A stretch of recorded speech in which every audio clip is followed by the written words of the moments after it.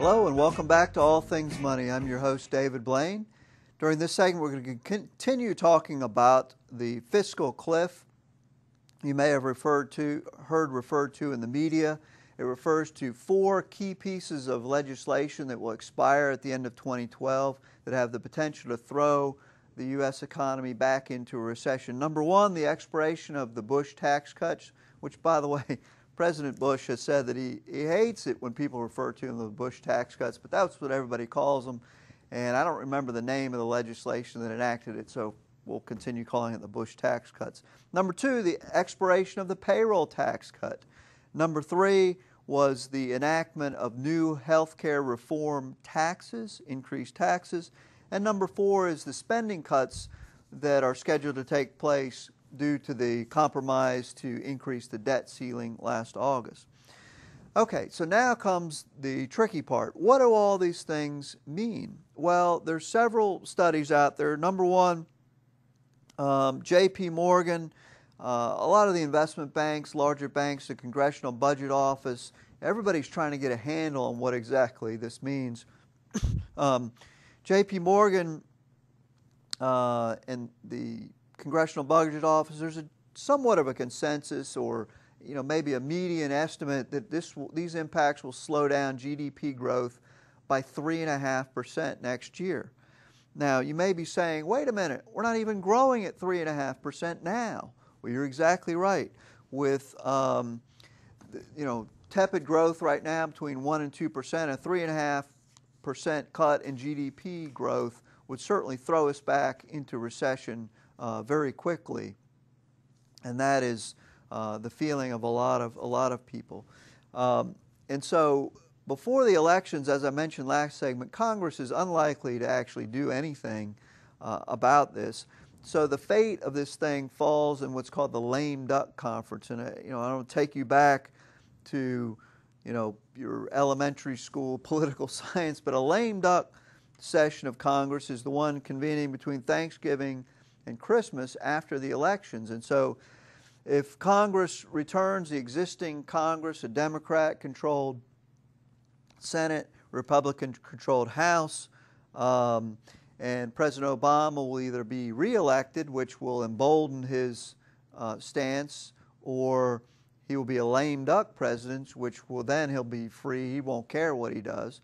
Kind of the same thing with the congressman. So it's a very difficult time to get anything done because you have people that have been either ousted from office. It gives them sort of one last chance to do whatever they feel like, and then it gives people that have been reelected, it emboldens their position to harden their position and not be willing to compromise, because presumably they were elected for the position they had before the election.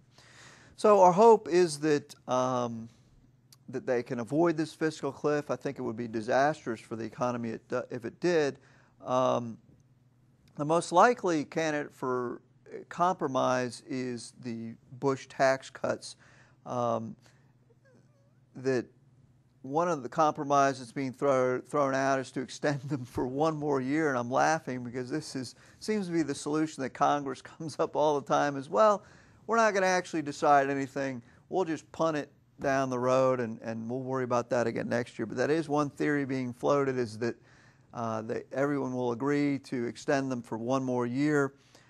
Tax reform, and to some extent, this is the problem they get into, is nobody undertakes serious tax reform looking at lowering tax rates, eliminating loopholes, eliminating legitimate deductions. I do not like the word loopholes.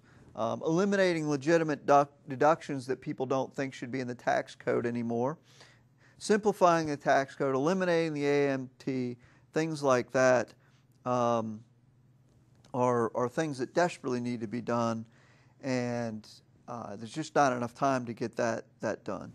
So, most people seem to think that the compromise will be, once again, soak the rich, which, whether you're wealthy or not, is not a good strategy at all to solve your fiscal problems. There just aren't enough wealthy people in America to solve the fiscal problems. But that's generally sort of the populist notion is, well, just make the rich people pay for it. they have all the money. It's generally a bad idea of how to fix your fiscal problems.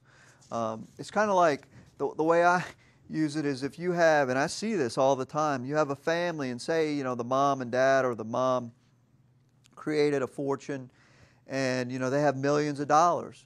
And the kids grow up and they're irresponsible with money and they don't have jobs. Believe me, I see this. 40, 50-year-old adult children that don't have regular jobs and they live off their parents. And when they get into trouble or they need a new house or they go out and they do some dumb business venture, then they go to their parents and they say, oh, you know, I don't have any money. My kids need to go to this private school and we need to go to vacation in Aruba and we need this new $750,000 house. And they go to their parents and their parents say, okay, we'll give it to you. Now go out and get a job and get your life together even though you're 50 years old.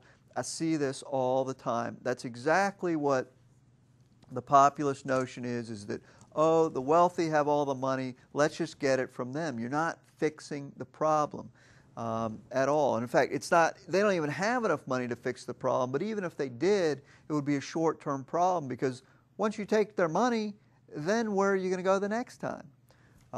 So it's just not a solution. But it looks like, you know, this magical $250,000 income level, or even the Buffett rule, which is another magical $1 million income level, it looks like there'll probably be some compromise to raise taxes on people making those type of threshold spending levels.